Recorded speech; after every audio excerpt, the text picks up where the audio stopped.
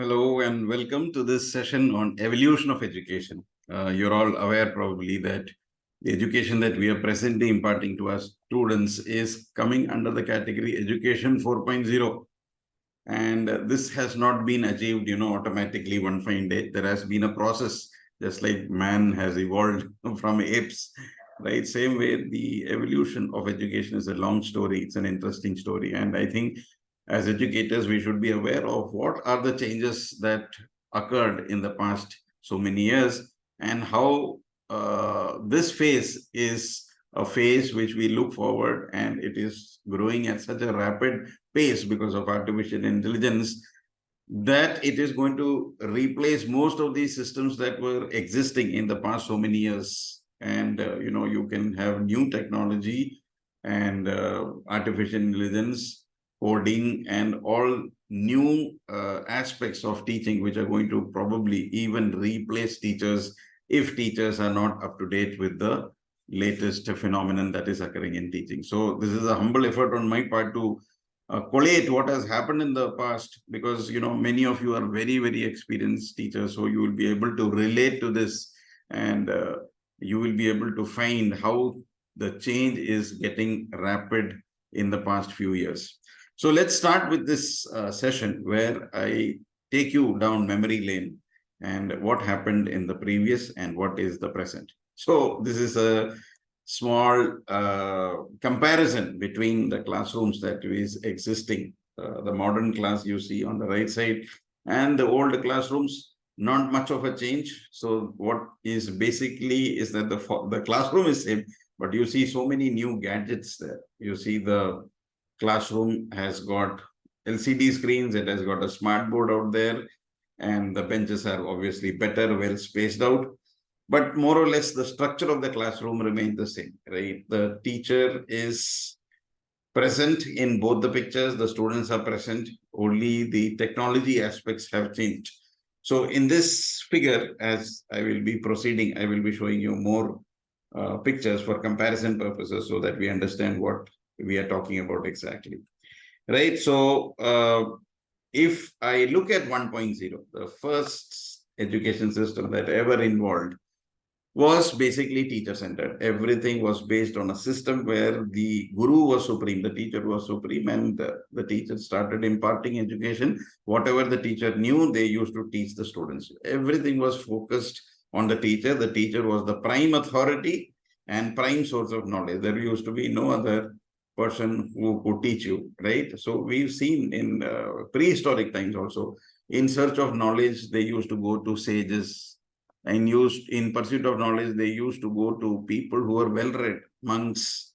They used to give education, right? So we have done this. So teacher-centered education was the starting point of our education system. Even in India or any part of the world that you say the teacher was supreme, the teacher was a well-learned person, and then that person used to impart whatever that person knew, they would impart. So that is how the education system started off, right? And then gradually we found that the learning was very passive. The students were not participants, they were only listening, passive learning. They were passive recipients of information. Everything was just memorize this, there were a lot of material that was given by the teacher. They had to memorize, and it was based on rote learning. They had to learn facts, and there was very passive learning. There was no participation because students probably were hearing all this from their teachers the first time, because there was no resources available like present times. So everything used to be coming from the information. Teacher was paramount, and although the students were learning, it was passive learning. Everything was based on rote memorization. Okay, whatever the teacher used to dictate or give notes, or whatever the teacher verbally told, all that had to be memorized.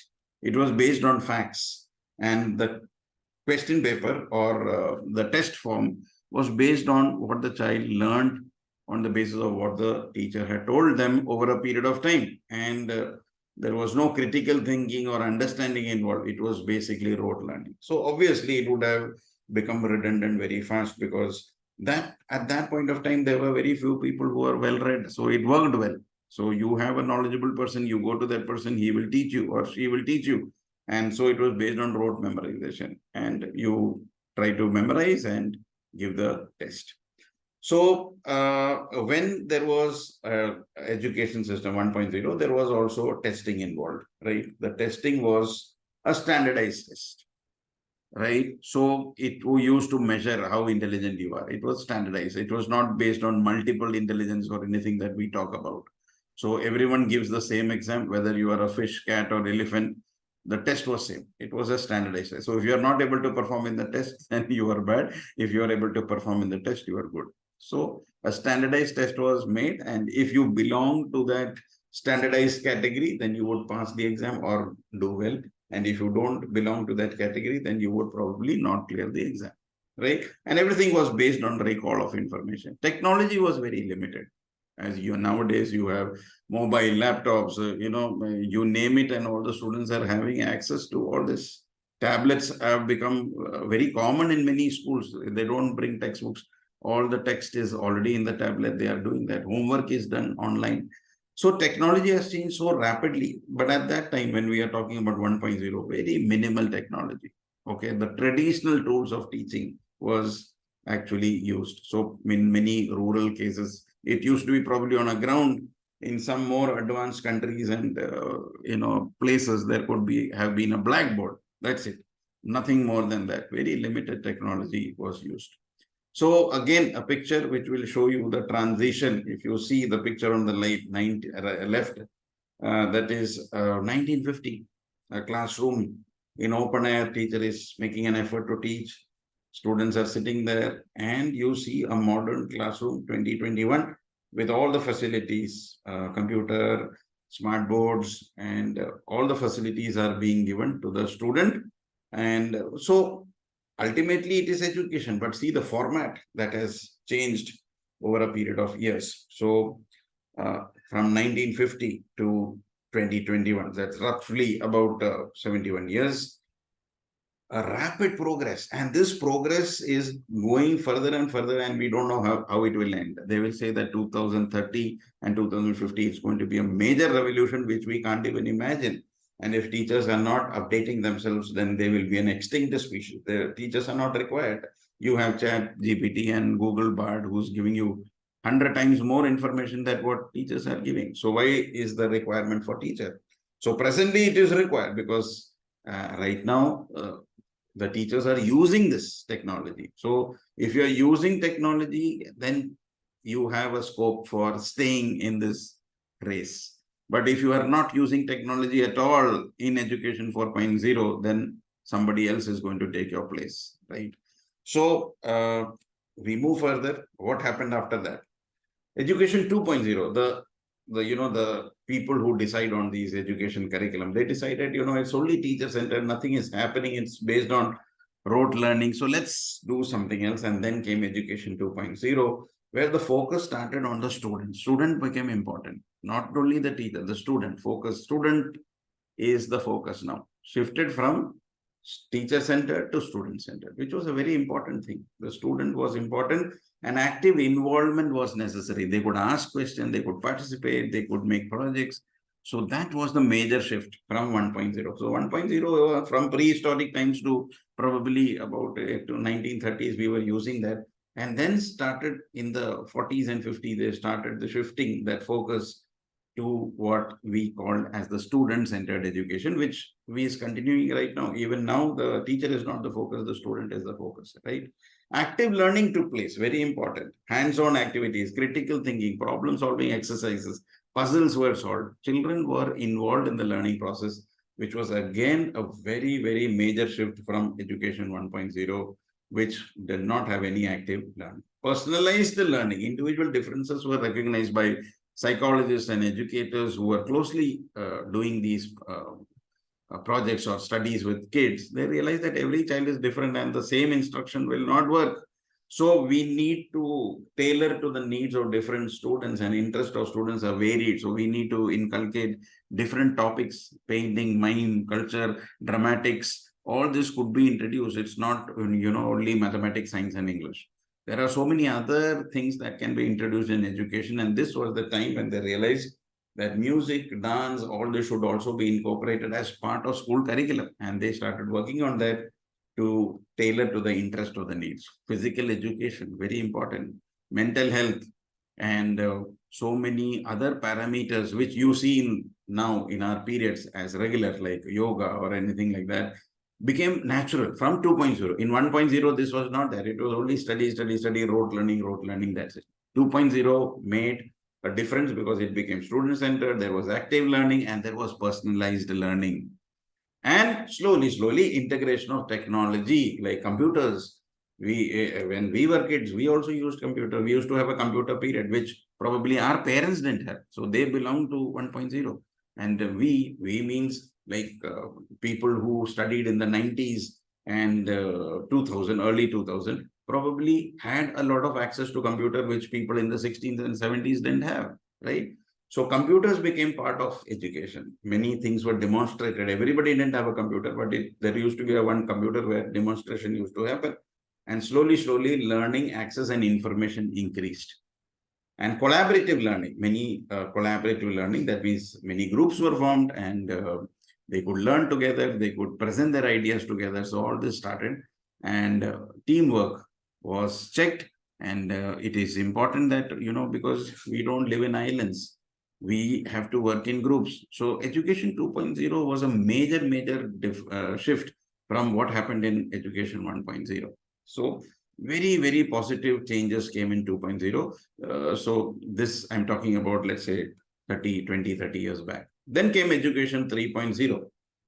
Again, a comparison, if you see, between a modern day classroom and an old classroom. You look at the structure of the modern classroom, you see the boards are very advanced. There is a laptop with each student. Okay, some high-end schools have got this already. Many of people living in the other places may not be having a classroom like this, but what we are talking about is this exists. Many schools have already started. The international schools have started. In Delhi, we have many schools. I don't want to name any who have got these language labs and AI labs. And in the classroom also, as I had mentioned, they are using not textbooks, but they are using their personalized laptops. Okay, we have a library which is, having less of books, but everything is stored on a Kindle, and we have laptops.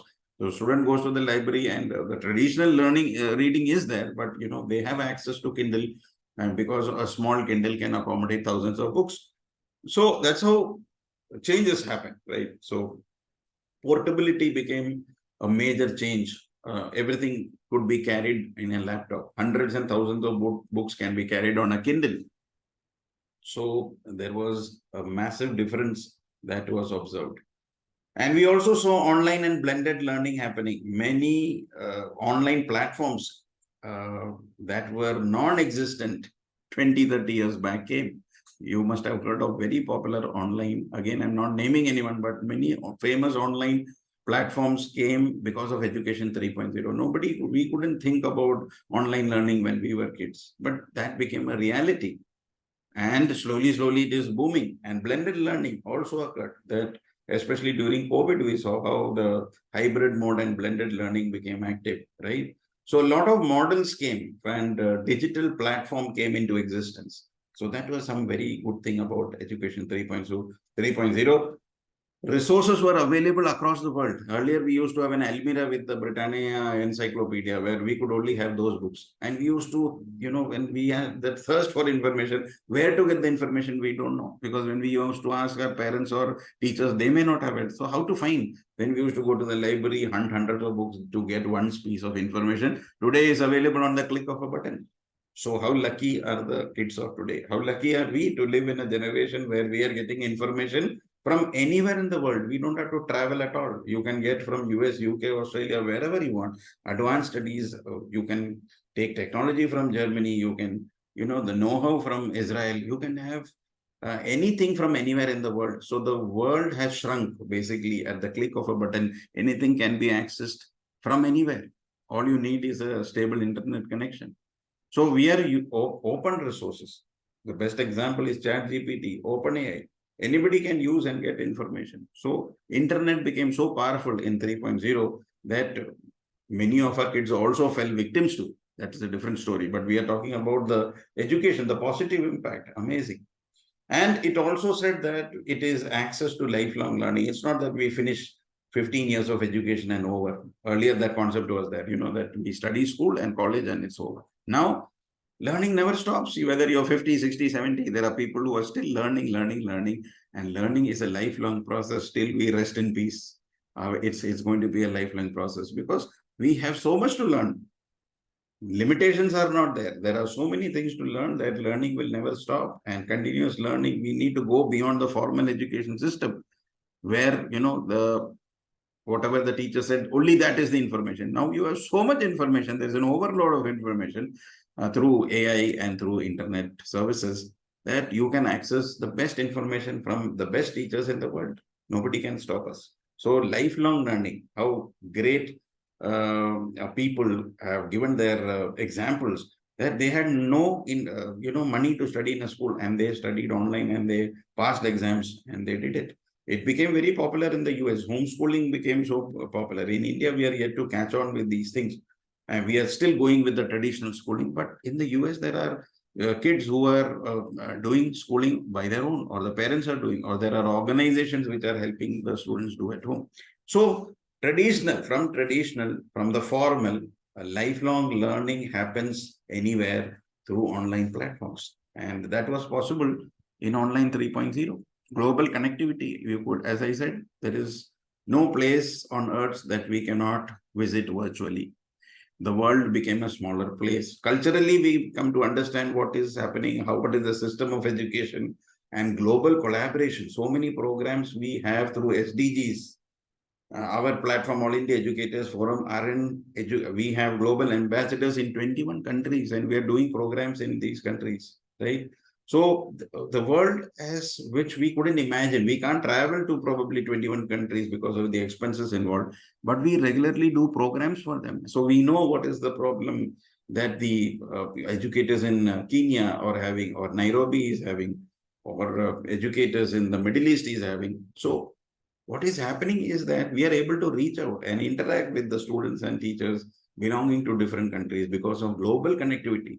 It's very easy to just connect over a Zoom call or Google Meet or Microsoft Teams and just give the link and they join. That's it. Nothing, no expenses involved, no traveling involved. So that's become such an easy thing. So many changes did not shift the focus. Again, the focus was the student. Remember, I told you that in 1.0, it was teacher. Now the student is taking ownership of the study. So if I study, I become good. Otherwise, the teacher had to force, okay, you do it and it's good for you. Now, the ownership, the onus of success or failure was shifted from teacher to the student. So the learning became self-directed. Okay, if I complete this course, I will get so many credits. If I complete this course, I will get this certificate. So self-learning promotes all this. Self-learning encourages exploration. Self-learning encourages confidence. So if I'm able to do something independently without the help of my teachers or parents, I become confident, right? That happens in life. Whenever we do something independently without anybody's help, you are doing it on your own. That is the best form of accomplishment that you can have. So I always tell my students, if you are able to do something without my help, that is better. That is better. That means I have proved to be a good teacher because I have taught you to do things independently. So when they ask me solutions to problems, I will never give the full solution. I will say, okay, you try, come after half an hour. Then they will come, I'll give them a hint. Okay, so that's how we encourage them to do things. Otherwise, what happens? You give them the solution, they will never rack their brains. And what is going to happen is that they will just memorize that. And if that question comes in the exam, they will do. Otherwise, they will not be able to do. So it's important that we empower the students, not give them answers or solutions. Then they will never be self-directed and self-learning will never happen. I know of parents who sit down with children late in the night and they give me the reason that unless I sit down, my child will not sit down. You're not empowering your child. Empowerment comes when you are telling the child that without my help, you should be able to do. We have to train our children from the very beginning. Of course, when they're very small, they require our help. So maybe up to 5, 6 primary classes, parents need to be with the kids. The teachers need to be with their kids. As they grow older, we are only mentors and facilitators. We will not, sit with them simply while they study. If Papa sits or Mama sits, I will study, otherwise no. That's not the correct thing. right? They need to become independent. So it's important that self-learning happens. Self-learning is the best form of learning. And then the final phase, the most exciting phase is here. And how lucky are we, those who are teaching now, to be in this phase, Education 4.0, which promises education to move forward in bounds and leaps. We cannot even imagine what's going to happen. So Education for 4.0 is obviously going to take a lot of help from the advanced technologies that we are seeing, like artificial intelligence, data analysis, and we have seen examples how ChatGPT and Google Bard has changed the face of education. Tomorrow, I can make a PPT in 5 minutes. I can make my lesson plans in 2 minutes. How does this happen? Which I used to spend hours on end. Now I'm getting it in 2 minutes or 5 minutes. I just have to improvise it as per my requirement. So that's how powerful AI has become. So this is a picture that I'm showing you, which probably is showing the face of a classroom in 2025. We are in 2023 right now, or as the years progresses, 2024, 25, classrooms are going to get advanced. It's no longer going to be the formal seating, where children are clamped together 40, 50 in one, and the teacher is giving the instruction. You see the information that is it's a free flow. The classrooms are well lit. The walls have no boards. It is only screens. Projections are coming. Children are sitting very comfortably, and they're having probably a laptop or a tablet in their hands. It's going to be interactive. The size of the classrooms are less, because other forms of schooling are going to come. So this is a projective thing. It's not that all schools will become like this. Some schools are going to adapt to this mode. It's a projection, right? So what can we expect? Obviously, immersive and augmented reality. Virtual reality, we saw right now, they're using this a lot in games. And why are children addicted to this? Because it's so interesting. Why can't we bring virtual reality into mathematics, science, English? It's going to be addictive for them in that. So if I'm able to see the life cycle of a butterfly through virtual reality, that stays in the mind.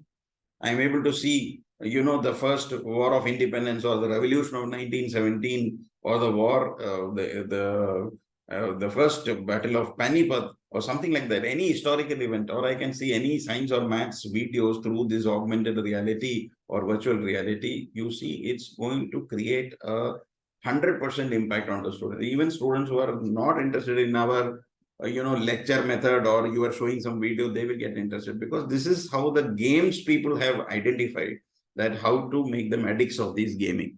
I'm sure you must have come through a lot of students who are addicts of gaming. And this is why, because it's so immersive. Immersive technologies are so addictive that you cannot get out of it. And we can use this technology for our education purpose.